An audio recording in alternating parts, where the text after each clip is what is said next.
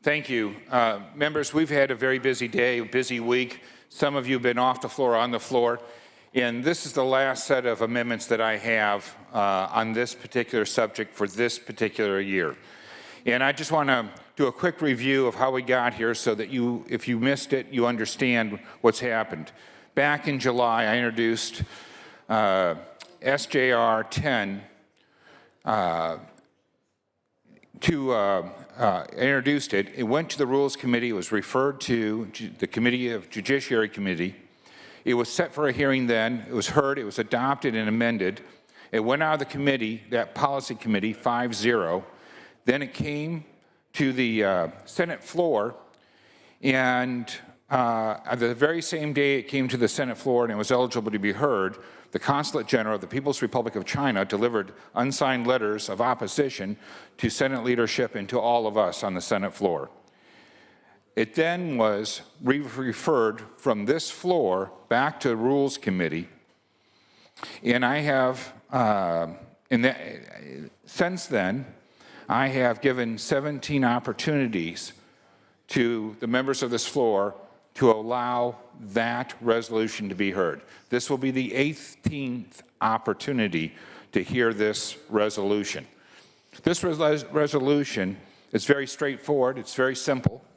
It simply recognizes Falun Gong as a meditative faith that's principled in truth, compassion, and forbearance. It also recognizes their 18-year plight of peaceful resistance to the Chinese Communist government, which outlawed and banned them and has been accused of harvesting their organs for sale in transplants all around the world. If you look above me today, right now, starting at the clock and working your way around to just behind me, you're going to see the faces of Chinese victims of torture. All these people have been tortured by the Chinese Communist government, and they have moved here under asylum because they want to practice their faith in liberty, and they don't want to have fear of being arrested and persecuted. And finally, the resolution simply recognizes, if you wave up at them, they'll wave back to you, and then you'll know who they are. So people watching my speech won't be able to see them, but certainly, and Kevin, thank you for, President Pro Tem, thank you for waving. So the third component of the resolution says that our Congress in 2016, with 17 Democrat co-authors, voted unanimously for House Resolution 343. And that's all it does, those three elements. And yet I've had difficulty having it heard on this floor ever since we received the letter from the Chinese consulate asking that you not allow it to come to the floor. Now, I know that we have rules that have recently been implemented, so I'm going to ask the President, may I read from Dianne Feinstein's press release? Yes, you may. Thank you.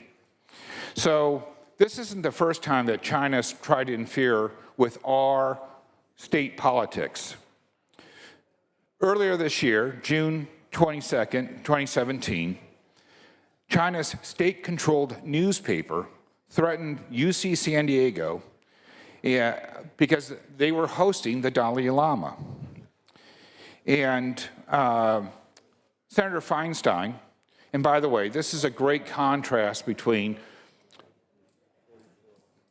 U.S. senators and state senators. You see, this United States senator stood up to the Chinese bullying while we have kowtowed to the Chinese bullying.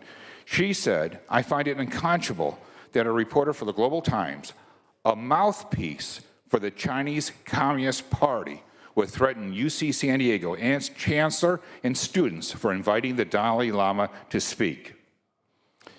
The newspaper's portrayal of the Dalai Lama as an anti-China separatist is also patently false, much like many of the claims that were given in the letter that was sent to you.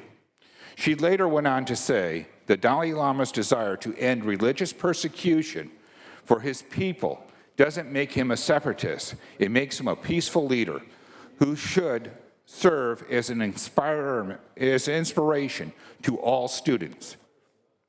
The Chinese government and the media outlets it directly controls should recognize this and not threaten Americans or American institutions.